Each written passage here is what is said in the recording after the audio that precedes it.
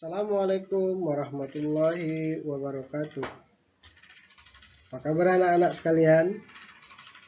Bagaimana kabarnya? Alhamdulillah sehat semua ya. Mudah-mudahan kita senantiasa dalam lindungan Allah Subhanahu wa taala. Amin ya rabbal alamin. Sebelum kita mulai pembelajaran ini, kita sebaiknya berdoa dulu ya. Berdoa dimulai. Bismillahirrahmanirrahim. Rabbana zidna ilma warzuqna fahma wa amalan salihah birahmatika ya arhamar rahim. Amin. Doa selesai. Anak-anakku sekalian, pada hari ini kita akan belajar tentang materi bersih itu sehat. Siapa yang sudah mandi? Ya, alhamdulillah semua sudah mandi ya. Jadi mandi itu adalah bersih. Tujuannya apa? Bersih. Jadi kalau sudah bersih tentunya kita akan menjadi sehat ya. Adapun materi yang akan kita bahas pada hari ini adalah yaitu kompetensi, ada materi, ada kesimpulan, ada indikator, ada video pembelajaran, dan ada contoh dan ada evaluasi nanti. Seperti itulah rangkaian pembelajaran hari ini. Dan saya harapkan anak-anak semua sudah siap ya untuk memulai pembelajaran hari ini.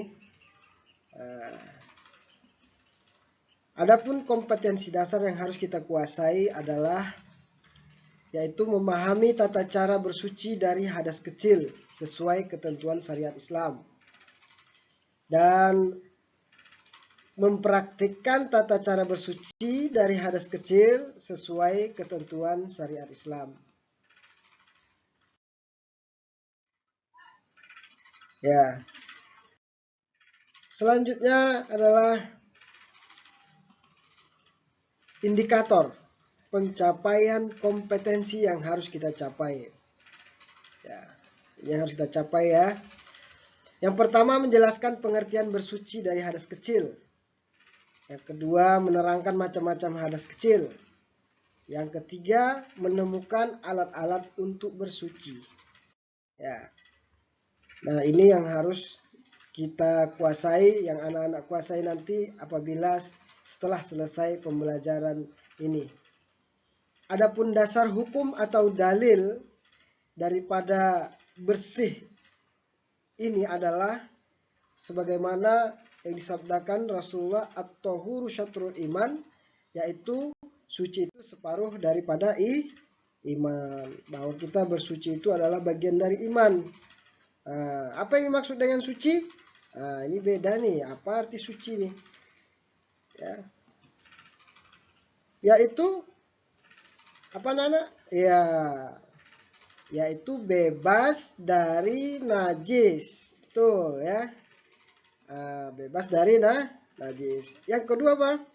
Dibolehkannya seseorang untuk beribadah. Ya, kalau sudah bebas dari najis, maka bolehlah seseorang itu untuk beribadah seperti ibadah sholat, mengaji, ya bagus.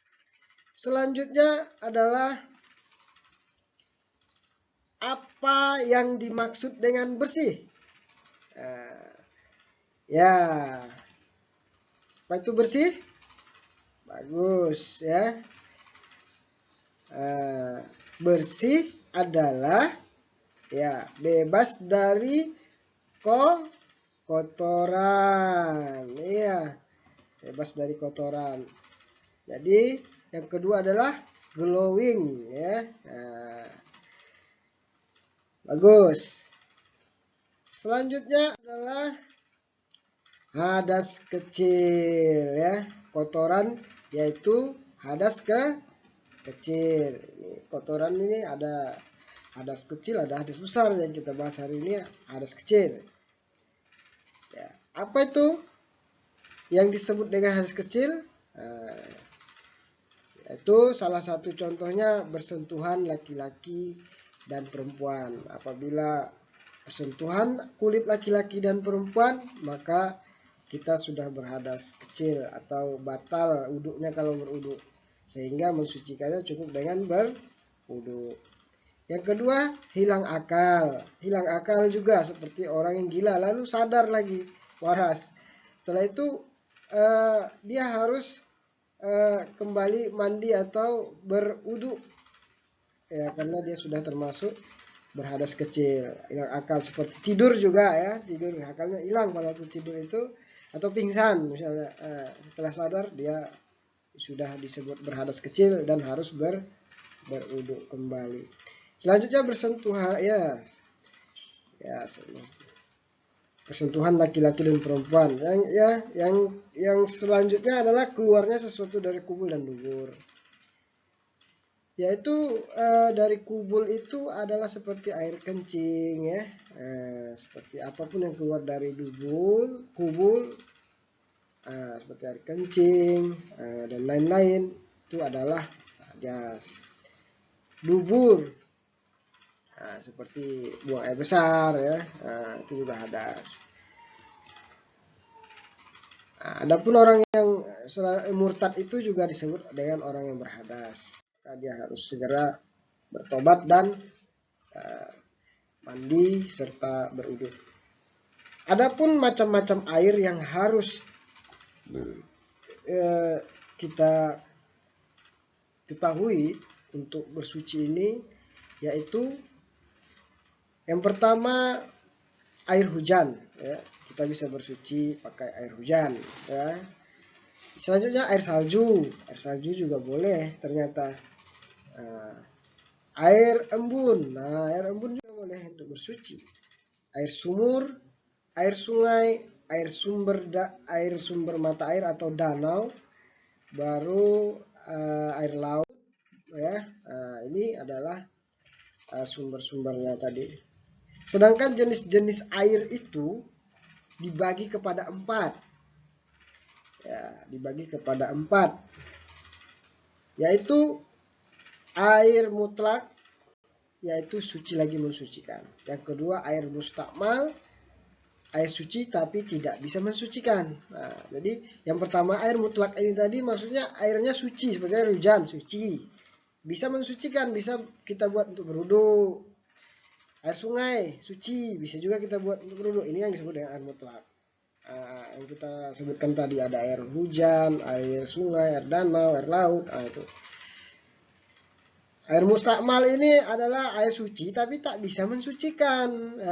Dia airnya suci. Misalnya air hujan, udah suci tuh, tapi karena kita lihat di situ ada jatuh pakaian ataupun ada terjebur tangan kita di situ yang airnya tidak sampai 2 kula, maka dia tidak bisa mensucikan, ya, tidak bisa dibuat untuk berwuduk. Selanjutnya adalah air musammas, air suci lagi mensucikan.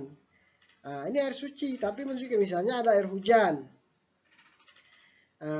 tapi terjemur oleh matahari, jadi panas airnya, sehingga air hujan tersebut panas karena dijemur oleh matahari, sehingga air ini disebut dengan air musammas, air yang dipanasi matahari. Dan ini hukum memakainya adalah makruh. Apakah ini suci? Ya suci, tapi makruh untuk menggunakannya. Kalau bisa jangan digunakan. Kalau sudah tidak ada air yang lain baru boleh. Selanjutnya air najis.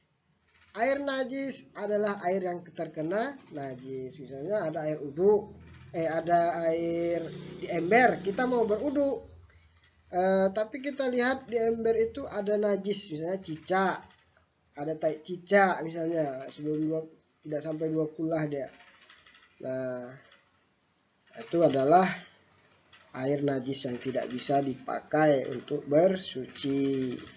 berwudu, bisa kita pakai untuk berwudu. Misalnya di dalam tempat air kita ada masuk najis, misalnya bangkai cecak, bangkai tikus, ya itu tidak boleh pakai karena itu sudah bernajis.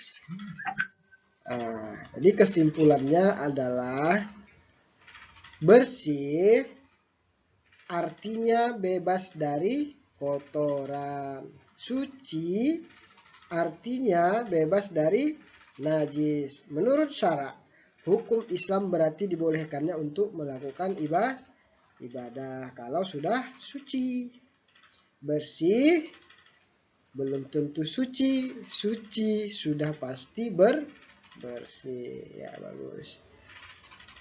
Yang ketiga, kesimpulannya adalah najis artinya suatu keadaan yang menjadi terhalang untuk melakukan ibadah. Ya. Jadi penghalang untuk kita melakukan ibadah. Itulah najis itu. Selanjutnya, menurut syara, hukum Islam najis artinya segala sesuatu yang haram dimakan. Jadi menurut syara, semua yang haram dimakan itu najis, cicak, tikus, anjing, babi, dan sebagainya. Ya. Demikianlah pembelajaran kita pada hari ini. Semoga anak-anak sudah merasa paham, dan saya sarankan agar kiranya kita membiasakan hidup bersih dan suci, artinya selalu kita berwudu dalam kehidupan sehari-hari. Jadi tugasnya pembiasaan diri dalam berwudu diri nanti pulang sekolah ya.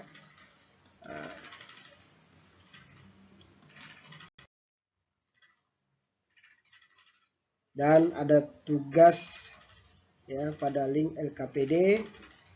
Di sini nanti boleh dibuka dan dikerjakan mulai hari ini sampai nanti hari Sabtu ya, tanggal 17 ya. Dan semoga kita semua mendapat manfaat daripada pembelajaran hari ini, dan semoga berkah. Wabillahi nasta'in. Kita akhiri dengan ucapan alhamdulillah. Alhamdulillahirabbil alamin. Assalamualaikum warahmatullahi wabarakatuh.